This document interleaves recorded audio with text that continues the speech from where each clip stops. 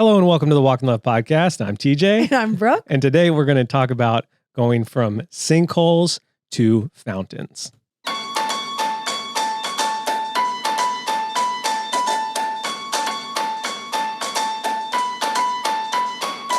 Thank you for listening. Thank you for making us a part of your week. The Walk in Love podcast is a weekly conversation between Brooke and I about rhythms, faith, emotion, parenting. I did it again. It's a conversation about rhythms, faith, parenting, emotions. It's a place where we laugh and sometimes cry as we try to find language to live a full life. And if you like your listening to line up with your living, we're all in the right place. Oh, man. We'll get there. 202. We're on episode 202. Well, in last week's episode for Bianca and I were talking about music. Oh, we get it. You got two podcasts. And I said, okay, if we could go see anybody, who would you want to go see? Yeah. And she goes, I'd go see Taylor Swift. You don't have to come. And I was like, no, if we could go see anything, what do you mean I don't have to come? And we got into this thing. She's like, no, I meant like the floaty we, like all of us, like we, not like a nailed down we. And it made me laugh because of thinking about a floaty we. Something about that just floaty wee makes me giggle. So this is a floaty wee podcast. Okay. Wow. Well said. Couple housekeeping things. We got shirts for sale. We sell shirts all the time now. Shirts, sweatshirts, zip ups, and they're amazing. They're those lightweight ones. People are they're catching on. They're starting to catch on and realize, oh, mama likey. These are good. Yeah.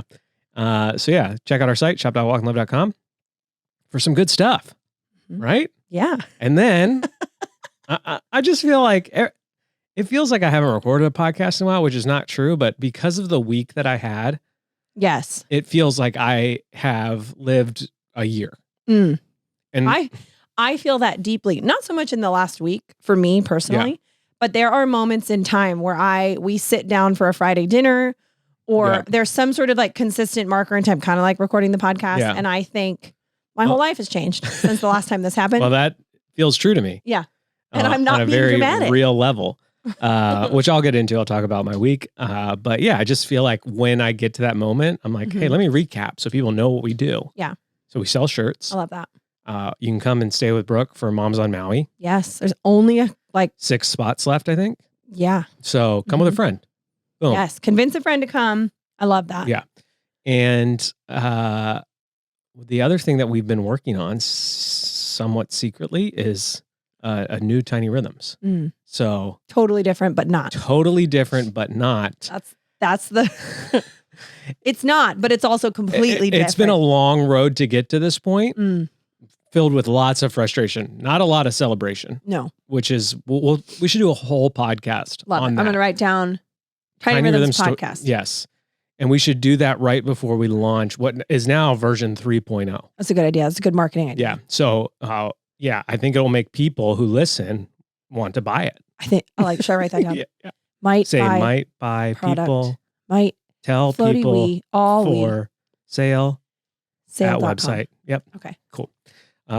Use the code Naughty Boys.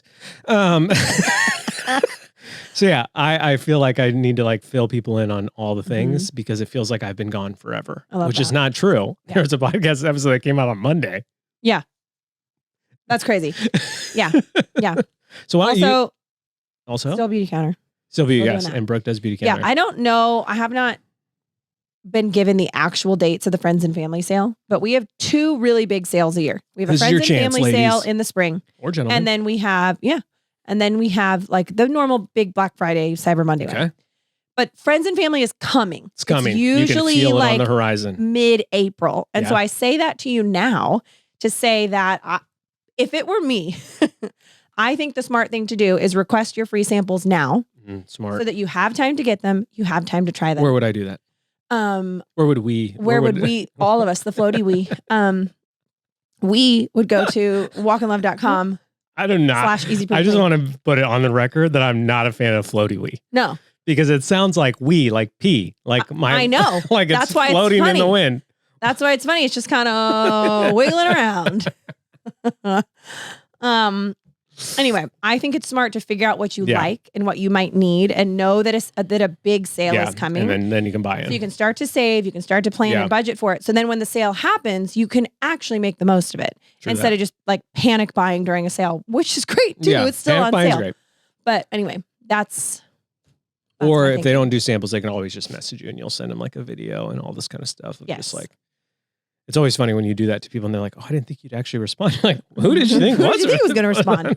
It me. So Brooke, why don't you start with how your week was? Yeah. And then I'll jump into how my week was because we were not together. Correct. My week was good. My week was full. We were coming off of everybody barfing and pooping. Real fun. Yeah, super fun. Everybody got it except me. I sort of skirted it. You had a version of it. I was just like feeling a little queasy on the day I left. You had a version of it, but thankfully it didn't totally rock your world. Yeah. I'm so glad that I didn't get it because my parents were visiting for 10 days. Yeah. And you were gone for like 7 of those, six of those 10 days. And so, which was not the original plan. No. That was not the plan. However, that is what happened. And so to add Double Dragon sickness on top of it, no bueno. No fun. But my week really was good. It was hard at times, mostly just because like with you gone and us trying to like do stuff to be kind of like entertaining. And, you know, when my parents come, like, I want to go take them to do fun things. I don't want to just hang at home when there's waterfalls and oceans and, you know, all the things. But we had an incredible beach day, many days, but one of them was like one of the clearest I've seen the water probably in months. Nice. And so that just felt magical. Like you would go under and you could see endlessly, like just forever. That's right. I mean, it was some of the clearest I've ever seen the water at that beach. And it like came out and I said to my parents, I said, it almost looks like a screensaver or like it looks so fake. Yeah. That you're just like, how is this real life? So that was really fun. Yahweh, baby. We went on a whale tour. That was super fun. Got to see lots of whales jumping around, specifically a bunch of little babies, which was real cute. Which never gets old. No, never. It will never. Like, oh, there's one. Oh, over there. Oh, it's jumping so hard. Oh, it's trying. What does Michael say when he's watching the otter video or whatever? Like, oh, he's trying to sit up. He's trying to sit up. But yeah, all in all, it was really great. My dad got to sing at the girls' school, which was fun. Yep. Yeah, it was just a full week. Yeah. Like real full. Yeah.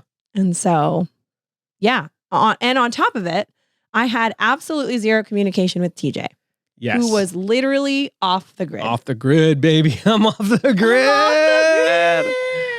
So, yeah, a few months ago, I had a friend who's like just going through a hard time. And so I reached out to Bethke, Jeff Bethke, and I said, hey, I know that your Forming Men retreat is sold out. But if I bring my own house, AKA if I rent an RV, is there a place I can park it and be a part of it? Yeah. And which he had already invited you months ago. Hey, come. And I was like, oh, I don't know if that'll work, you know, but thanks for the invite. So I was like, it'll be me and my buddy. And I have to say, like, and I said this in front of the group there, but I'll say it here on the podcast. So all of we know together collectively that like Jeff Bethke is the real deal. Yes. He is loud and he has more energy than he probably knows what to do with. 1,000%. And so there's an element when you meet him that you're like, I don't know about this. This seems like it's an act. Yeah. You're putting on a show. Yeah. Nope. That's literally him. It's 100% him. But then there's also like, I also feel just like on social media, there's this like sort of like negative cynicism that runs through us. That's like, oh yeah, but he's got to be hiding something or he doesn't actually live like that or whatever. Yeah. And I can just attest as his friend, as someone that's a part of his community here, that like he is the real deal. And I mean, they both are, but yes. Yeah. And I am so thankful for him on just such an extreme level. And like for him to just be like, yeah, come, bring your friend. That sounds awesome. Bring your house, bring your friend. Whatever. Like it was just so fun, you know, like to just have a friend like that. And so I had, you know, obviously I knew what Forming Men was. It's this retreat that he runs with John Tyson. And I've heard some stories. He's told me some stories about it. and it sounded awesome, but like Brooke's parents were going to be here. So I was like, Mhm. I can't really come this time, but maybe in the future. And then, my friend's going through it. So I was like, hey, this might be the thing that like, cause what I've heard about forming men is like God moves. Mhm. Like there's just a move of God happening in men's hearts and lives and spirits at these retreats. And I was Mhm. like, yeah, sign me up, sign my friend up. And so unexpectedly I had to leave while Brooke's parents were here, and flew to meet my buddy in Austin, Texas. Mhm. And then we drove 2.5 hours in an RV to Mhm. Brady, Texas, Mhm. which already was kind of like weird. Like our cell phone service was already kind of getting spotty. Mhm. But then at the retreat, they're like, hey, turn in your cell phones. Yep.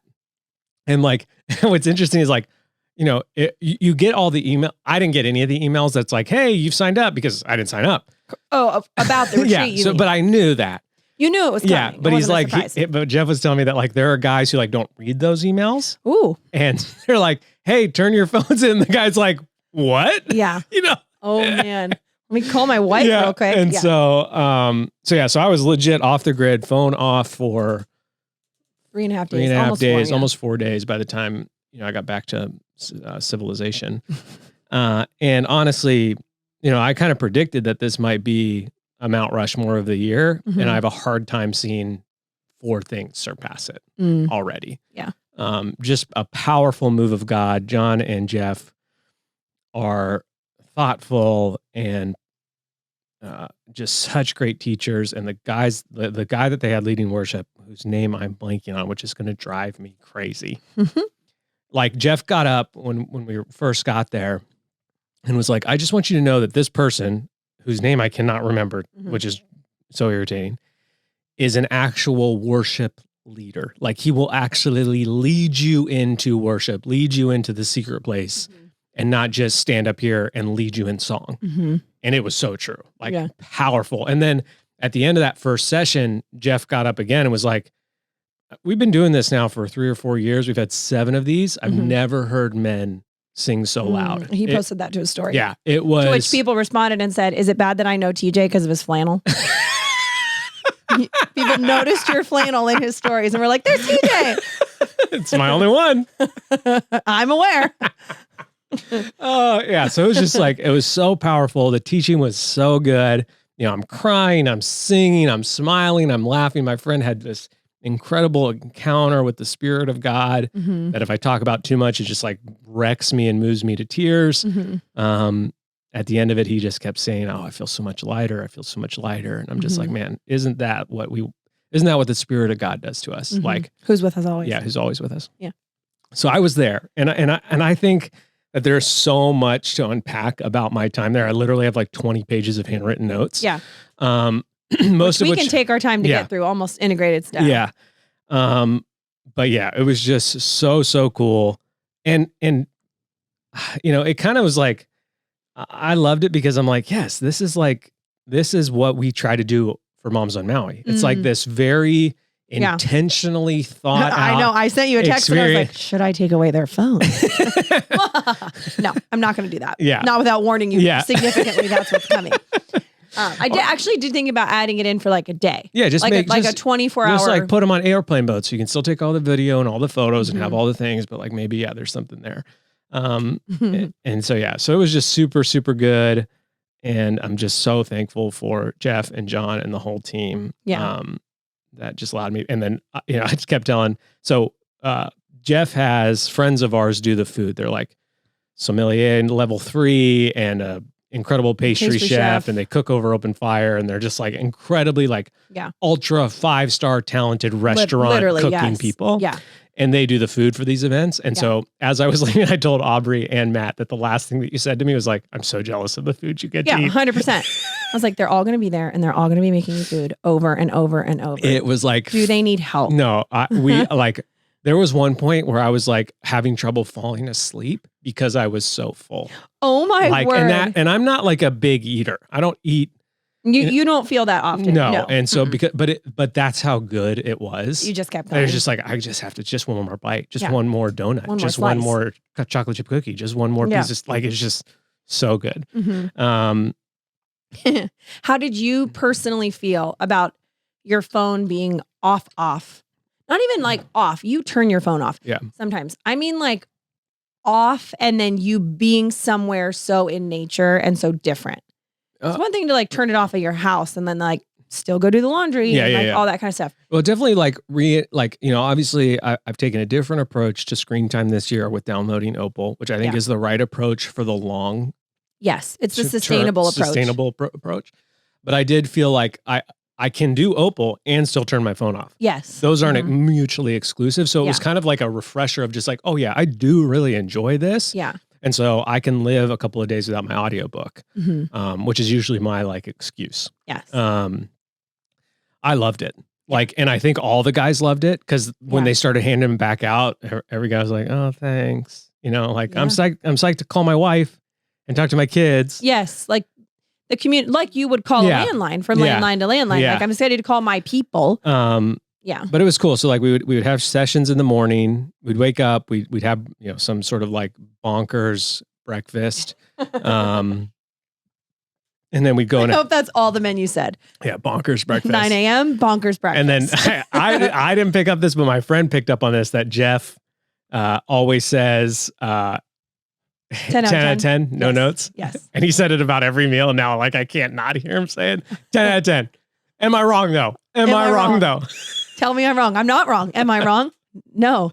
You're not. We're all nodding in agreement with you, and you're still yelling. So then we would go to the sessions and have worship and like sessions from like 9 until about noon, and then we'd eat lunch, and then from like 12:30 until like an hour and a half was Silent Ranch, and so that's really when I felt the phone, especially because like during the sessions you're just listening, and then like during lunch, you're meeting all sorts of new people. So I didn't really feel like that because I don't go to my phone as like a security blanket in social situations. Yeah. But I definitely felt it in the Silent Ranch part. And it was interesting. I went in with these expectations of like, oh man, during Silent Ranch, I'm going to like write a bunch of notes and like, you know, just have this like Holy Spirit moment where I'm like communing the deep things of God. And like the first session was talking about how men get off track.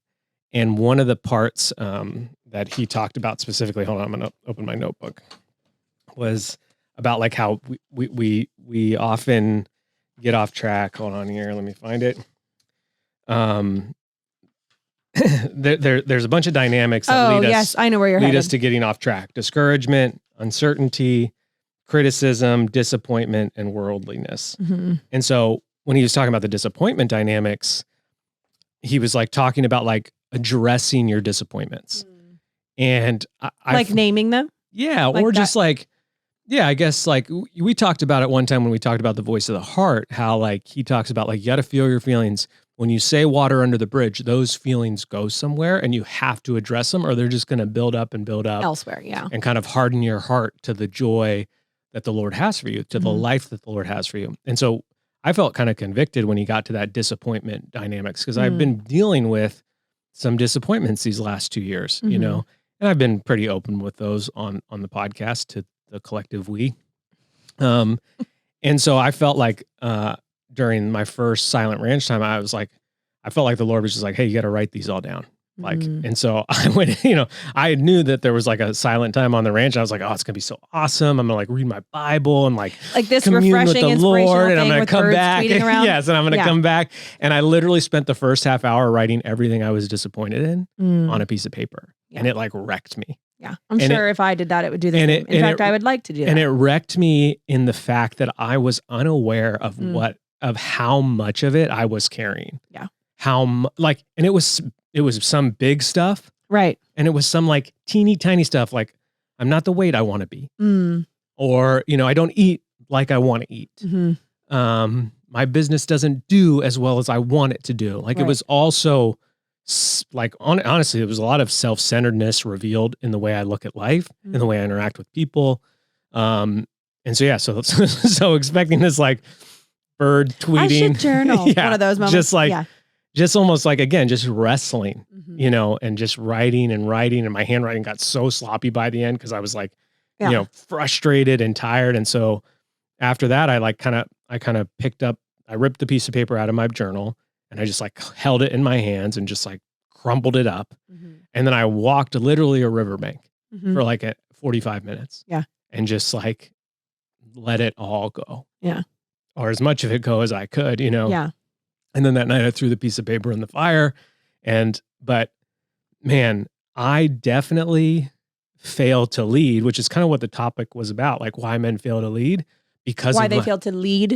Yeah. I thought it was if you said lead or leave. Of my disappointments. Because I don't deal with my disappointments. Yes. And they hold such like they have such a strong foothold against me that it's like, well, I don't want to be disappointed again. So I'll just take myself out. Right. And then that way I Which won't. we call like, hey, you're living on an island. Yeah. Which we're like, yes, we are living on an island. And so that was like one of the most powerful moments. Like a lot of the powerful moments were really unexpected. Because again, like my expectation of going in was like, I'm here for my buddy, fully knowing that God was going to, yes, you knew you were going to have a moment. Yeah, absolutely. But that was one that I was like, whoa, I was not prepared for that. Yeah. And that's probably a good thing. But also I have been sort of being prepared for it for the last few years and specifically the last few months. When it started, I'm kind of jumping all over the place, but I think that's fine. When it started, John Tyson was like, he was talking about like, okay, we're here for a few days unplugged in the wilderness. Which you were. Where were you at? We were in Brady, Texas on a 1,000-acre ranch. Yeah. Which was awesome. And I want to have Phil on the podcast to talk about the ranch because he gave us like an eco tour and there's like 4,000 sermons in the first like 8 seconds of his eco tour. You're just like, oh, Lord. Utilize me, Lord. Yeah. I'm a tree. Gosh. Make me I want to be a cactus. And so John Tyson talked about as we kicked off the thing, he's like, we're here and it's like he's like, there's 3 depths of the heart. And I thought this was really good language. Yes. Specifically for like marital relations or just like anybody who you're like in close community with. If you have this visualization in your mind as you like enter into a place, like whether it's a friend's house, like a really close friend's house or a family's house or whatever, it's like we have the shallows. And his example was Taylor Swift was at the Super Bowl. Like that is the just shallows. A topic of shallow. Yeah. Yeah. We have the Midlands, like, I don't really like my job, or work is hard or, and then we have the depths, which are like, this is the thing that is beating the life out of me. Yeah. This is the ultimate frustration that I'm dealing with. This is the thing that I need prayer about. This is the thing that I need a move of God in my life for. And man, that was like, and so he was just like, and he's Australian, so he's like, we're not here for the shallows. We're not here for the Midlands. We're here for the depths. Just like, all right. Yeah. Are we gonna fight? Because it sounds awesome. Yeah. And so so like that was just started off that way. That just like shifted the culture of the few days that like. Well, it sets the tone, and then because I think everybody realizes, that's exactly what I'm here for. Like I wouldn't be coming to something like this if I wanted shallow or Midland like type talk. Yeah. But that's the default. It's the comfortable thing. It's what you feel. Yeah. You're like, oh, I've never met you before, so I'm going to start way up here instead there of was being still like definitely some of that. Yeah, there's some of it. It's not all bad. Yeah. But to set the tone for that and then have the language to go along with it is incredibly helpful. And so, if you're coming to Moms on Maui, leave the shallows behind. We'll talk about them a little bit. In the ocean, we might not want to go too deep. So it's a two-sided talk. But even like the first dinner, someone sitting next to me, and I met so many people. I'm like, their names are literally all that's fine flying out of my brain. It's okay. They're all listening to this episode, so don't worry about it. He lives in Arkansas. He went to Waco. Okay. He's a doctor in urgent care. Cool.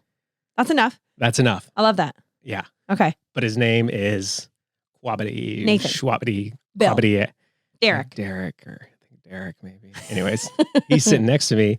And, like, we're chit-chat, like, where are you from? What do you do? Like, we get those kind of things out of the way. We get those shallows out of the way. But the question wasn't like, how's work? It was, why did God bring you here? And so for me, I was like, honestly, I thought it was for my friend. And I think there's some truth to that. Yeah. But my answer ended up really surprising me that first night. I was like, well, honestly, after that first talk, and now that we're sitting here and Matt does his own, like, here are the grapes and where were you? He did his Jesus wine talk? Yeah, I never his Jesus wine talk is so good.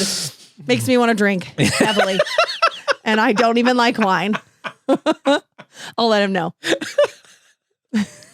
And I was just I'm man, kidding. I would never. I actually feel do like when I asked my buddy if he would go and I'd meet him there, I was like, oh, it's all for him. that. Mm. And it was like from that moment on until I left on that plane, it was like a heart beat down on my life. Not in a bad way. Yeah. But just in like, gosh, ugh, God, ugh, come on. And honestly, I felt like I was being tenderized, you know, to like be delivered into something rich. And honestly, I think what I'm realizing is that I allowed that tenderization to happen. And I think there's a version of TJ who would have just been like, nope. Yeah. And then gone to this retreat and been like, oh, that was good, but I definitely wasn't here for me, you know, and sort of have this like fake sense of I've arrived instead of sort of like this open palm, let me weep during every worship style of heart. And so, yeah, it was just so good and so rich. So if you, it's Forming Men, it is expensive. Yeah. But it's worth it. Yeah. You know, it's like, I got this sort of like idea. It was like, yeah, you could probably buy the Apple Vision weird goggle things, or you could go to Forming Men. One will change your life for the better. And it's not the goggles. Yeah, I know. I mean, yes, there's always a time and a place where you truly don't have the budget and there's all the things, but so often if it matters and you want it to matter, and it doesn't have to be immediate, if you know that I don't have to go next week. Yeah, they're going to be doing them for a while. But like that you can save for it and plan for it, and you know. And I feel like it gave me some like hacks for moms on Maui. Like I feel like I come back with some like, okay, like not that the first ones were bad, but it was our first. And what do we always say? It's the worst we'll ever be at it, which is real hard to do. And so, yeah, I'm fired up.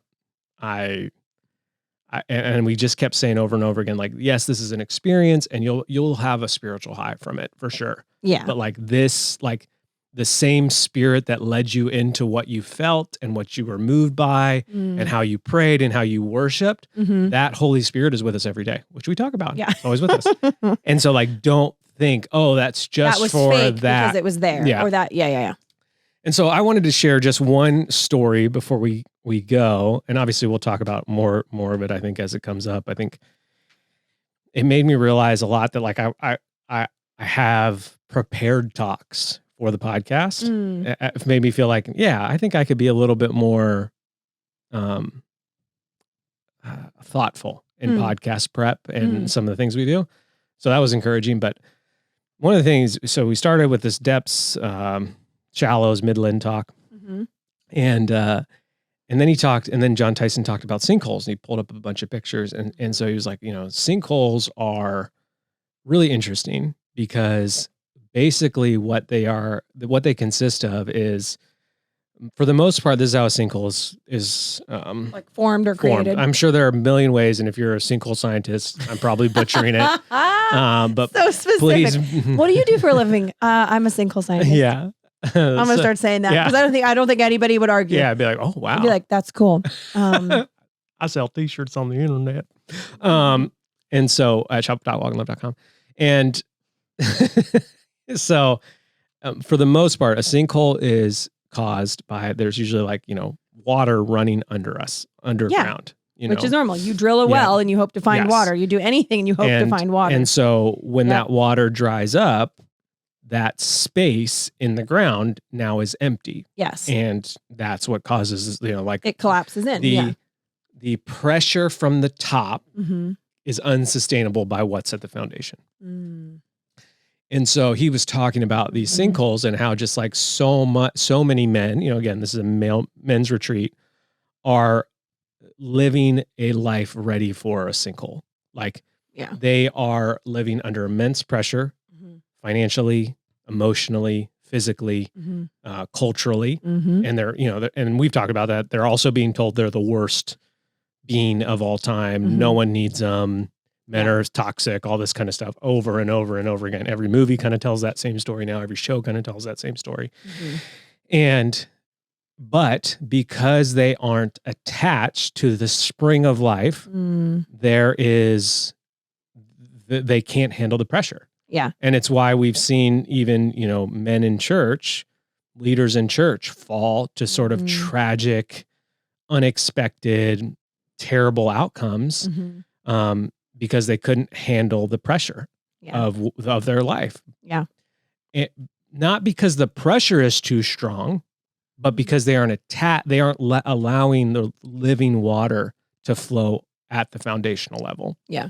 And so I was really encouraged because sometimes life does feel like it's a lot of pressure, but if I can stay connected to the living water, keep that water running. If I can underneath. keep that water running, no matter how much pressure I'm under, that water can handle it. There will be no gaps in the foundation. If I allow that water to flow through every aspect of my life. Yeah.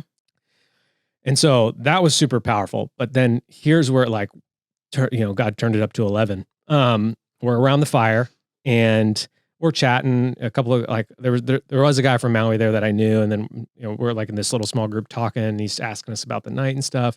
And there's a guy like kind of just standing off to the side. Ooh, like him.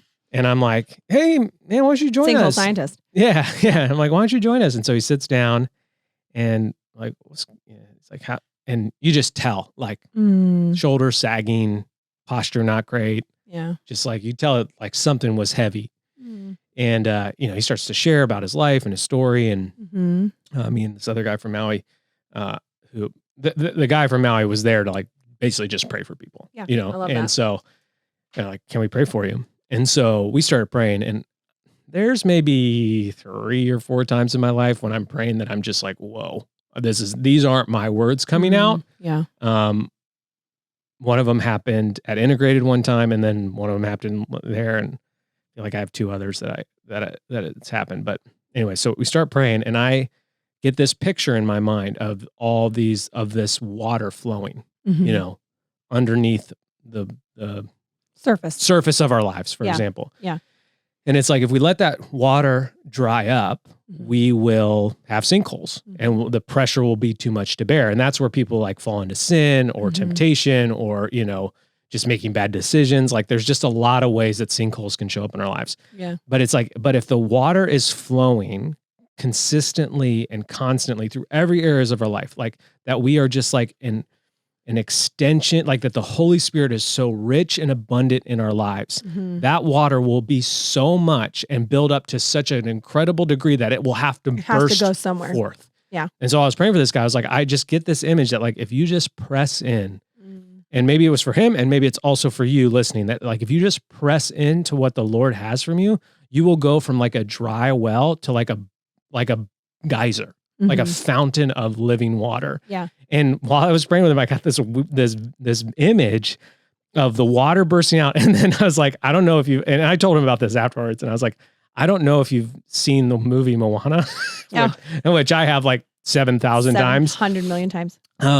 But there's that scene at the end, spoiler alert, where Tafiti touches the ground, and it like she comes back. Yeah, she comes back to life. She like touches the dead island, and it just starts springs back to life. And I just feel Ferngully style, the original. And the OG. And I just feel like, I was telling him, I just feel like the Lord is like, if you press in, not only will you have enough living water to prevent the sinkholes, but like it'll be so much that it's going to burst forth. And it's going to produce like that scene in Moana where like life just sort of spreads throughout the world, Yeah. And that was just like, it was a powerful moment. And I wanted to come and share it here because I think some of us, myself included, live with like a trickle.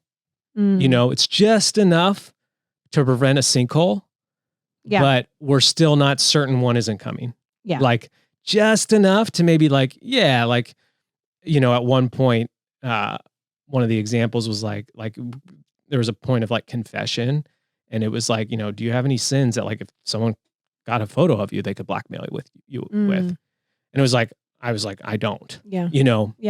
Like, so it's not like it's dry, but like I feel like we live with just a nice trickle of water. Like it doesn't really affect that part of life. It might not affect that part of life. Yeah.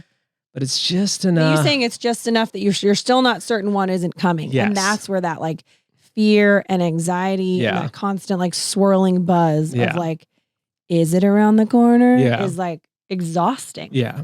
And I think what the Lord had for me at this week, and hopefully what he has for you through this podcast, is that like there is enough living water for all of us to produce a geyser in our life, to produce a fountain of life and joy in our marriage, in our relationship with our kids, in our finances, in our health, in our emotional health, like all of it.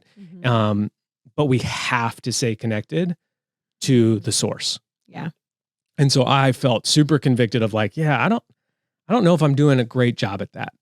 I have enough living water, but I'm not to the point where it's like flowing from all areas of my life. Yeah. And obviously like there are elements of life where it won't flow, like, you can get a fight, after having a great moment with the Lord. I'm not saying it produces a perfect life, but like it would be like evident to people around you if you flip that switch to open that nozzle full, like, and allow that water to flow fully. Yeah.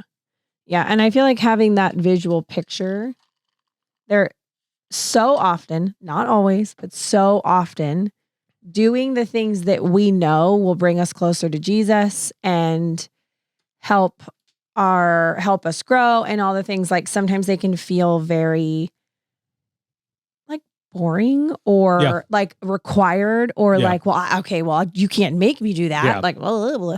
And, and I think to picture it as like, no, I'm doing these things. I'm praying, I'm taking the time, I'm whatever. Because I want to keep that river like flowing. Full and flowing. Yeah. That is a very helpful picture, because like I want that. I see that picture and I go, yes. Yeah. And then they're like, here's some ideas on how you could help that happen. And I'm like, okay. Yeah. And I'm less like, well, don't tell me what to do, Because I think what the Lord will do in our lives is he'll give us an opportunity to like, to have a fountain explode. But like, if we aren't pressing into him, when that opportunity comes, we might miss it because we're like, oh, I don't have any extra water. Yep. I don't have anything extra. My dominoes are gone. I'm tapped coins out. are gone. I'm tapped out for the day. Yeah. And so, I just feel really, and I think maybe next week what we'll do is jump into some ways of like how to keep the river flowing. And so I just wanted to start this week by painting a picture of what that looks like, and ask you the question: do you want living fountains at the surface, or do you want a sinkhole at the surface? Yeah. And obviously you're going to answer that you want living fountains. And so then my follow-up question is, are you tapping into the source to make that a reality in your life? Right. Or are you living sort of like, there might be a sinkhole right around the corner? Because I definitely feel like I was living that way. Like, there's going to be a sinkhole any minute. Why press in? Yeah. And which is just so crazy that I would even think that, connected to the living God, Yes. But we get in ruts and we start to think those things and believe those lies. Yeah. And so. Oh yeah. You just said, am I tapping into the source? Yeah. And my brain finished, or are you digging your own well? Yeah. True. Oof. So I wrote that down so we can talk about it next week. But yeah, that idea that like we have the source and we need to remember the ways to connect to that source, not all the ways and tools and tricks to go dig our own well and hope we find water. Yeah, 100%. And I'll end with this. At the end of the few days, we did like one final worship session. John talked a little bit, and then Jeff was like, "Okay, this is a little practice we like to do. You obviously have learned a ton, but you're going to come home and you're going to want to like dump it all on your wife. But instead, let's start here. Coming in, what was a lie that you believed? What's the truth about that lie, and what are you going to do to activate?" So I want to share my lie, because I believe that a lot of people believe this, because when I said it and shared it in front of the group, a couple of guys were like, yep. Everybody starts yeah. And so if you believe this lie, which I think a lot of us do, unfortunately, like, please listen to the truth that I'm going to say. So the lie is, I have no identity and nothing original to offer. And the truth is, I'm a son or daughter, if you're a girl, of God, who has been deployed at this specific time in human history as a specialist to bring him glory in a way that only I can. And so my action was like to rise up as a specialist. And I am unable to rise up as a specialist if the water underneath the foundational layer that I need is dried up. Yeah. And so that only happens when there is a river of living water flowing through my life. Yeah. So I'm fired up. I love it. I'm all in. I'm all in, baby. And that's all that we have for you. So thank you for listening to the Walk in Love podcast. Should I start saying that? Sure. Yeah. And thank you for making us a part of your week. That sounds so sarcastic. I don't mean it like that. Okay. And then you try to be more serious. Okay. Thank you. Yeah. No, seriously. Thank you for listening and making us a part of your week. And then it's like, it only becomes more sarcastic the more you double down. I really mean it. I really am thankful, Well, thank you for listening. Thank you for making us a part of your week. Okay, I love you. Bye.